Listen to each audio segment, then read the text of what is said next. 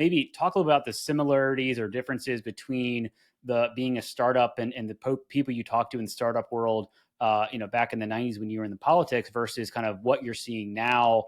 And then maybe share a little bit about kind of what you think is kind of, going to push or kind of be a headwind or a tailwind for startups in 2025? One of the things that I think has really dramatically changed or improved is the communal organization around supporting startups. When I was early in my career, there was an organization that came out of UC San Diego, my undergrad alma mater, called Connect, which was one of the first organizations that was designed to support the entrepreneurial community. And what they did was they brought people with either startup or just corporate experience as advisors to meet with entrepreneurs to help them develop their business models, their pitch, and so on. And ultimately, that has grown into an organization. It's now the San Diego Venture Group Connect. They merged with the San Diego Venture Group, and now they bring together hundreds of VCs into interactions with startups.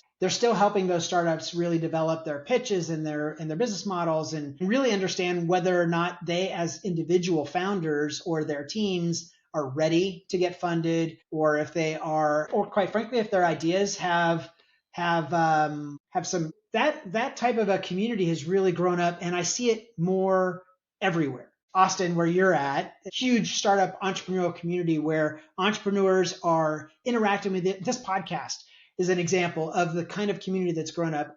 That didn't exist back in the mid 90s, when early in my career. And so from that perspective, I think that there is now an opportunity for people who have good ideas, or they just have that spirit to want to do something on their own, that there is a community that can support them. And I think that's wonderful.